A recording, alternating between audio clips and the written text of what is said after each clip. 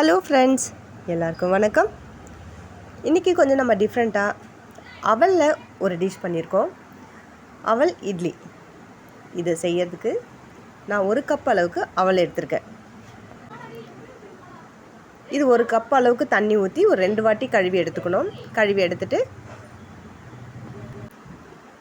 1 cup அளவுக்கு தண்ணி ஊற்றி கொஞ்சம் நேரம் ஊற வச்சு எடுத்துடணும்.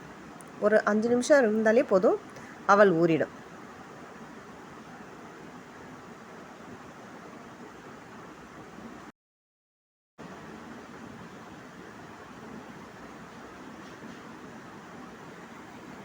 இப்போ ஒரு 4 ஸ்பூன் அளவுக்கு ரவை எடுத்திருக்கேன். தயிர், இது நல்லா கொஞ்சம் கெட்டியான தயிர்.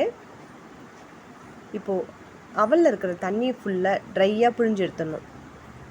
கொஞ்சம் கூட தண்ணி இருக்கக்கூடாது. இப்போ இந்த அளவுக்கு நல்லா புழிஞ்சு தனியாக எடுத்து வச்சுக்கணும். இப்போ இந்த அவலில் நம்ம ரவையும் தயிரும் சேர்த்து மிக்ஸ் பண்ண போகிறோம். ரொம்ப சேர்த்துடக்கூடாது. நம்ம இட்லி பதத்துக்கு அதை ரெடி பண்ணி வச்சுக்கணும். இப்போ நல்லா பிசைஞ்சிக்கிறேன். தேவையான அளவுக்கு உப்பு சேர்த்துக்கிறேன். இப்போ எல்லாத்தையும் சேர்த்து நல்லா மிக்ஸ் பண்ணிக்கிறேன்.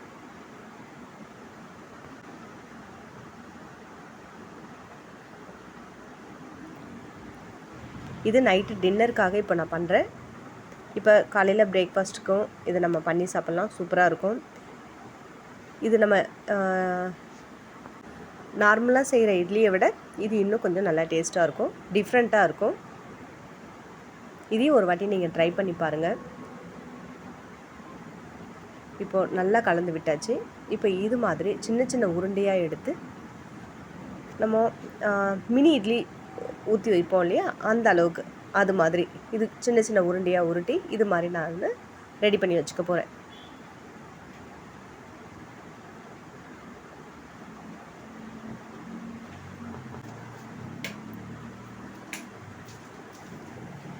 இப்போ நான் எல்லாமே ரெடி பண்ணி வச்சுருக்கேன். இப்போ ஒரு இட்லி பாத்திரம் எடுத்து இது நம்ம வேக வச்சு எடுத்துக்க போகிறோம்.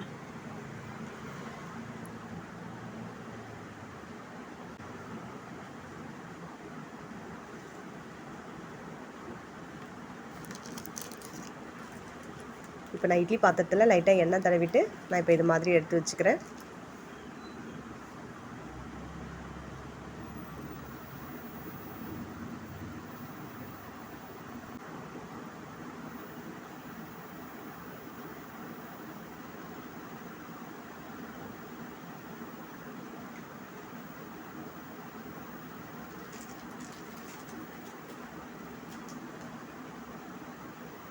இப்போ வச்சாச்சு. இப்போ மூடி போட்டு மூடிக்கலாம்.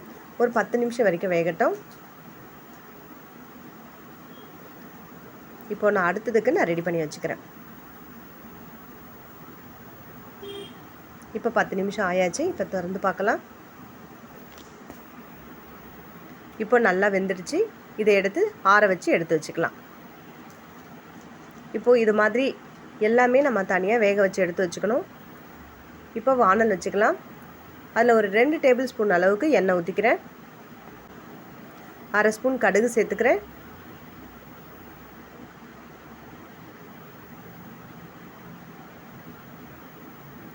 1/2 ஸ்பூன் ஜீரகம்,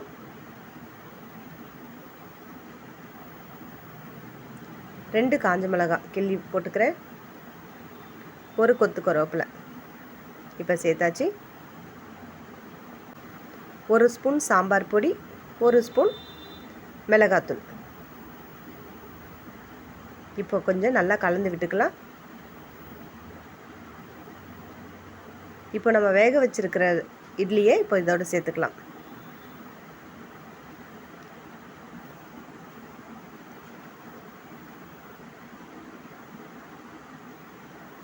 இப்போ நல்லா கலந்து விட்டுக்கலாம். அவ்வளோதாங்க, நமக்கு அவல் இட்லி ரெடி. இது போகான்னு கூட சொல்லுவாங்க. இது சுட சுட பரிமாறுங்க. வீட்டில் எல்லாருக்குமே ரொம்ப பிடிச்சிருக்கும், டிஃப்ரெண்ட்டாகவும் இருக்கும். நீங்களும் உங்கள் வீட்டில் ட்ரை பண்ணி பாருங்கள். அவ்வளோதாங்க. கடைசியாக நம்ம கொஞ்சமாக கொத்தமல்லி தழை தூவிக்கிறோம். ரெடி ஆகிடுச்சுங்க.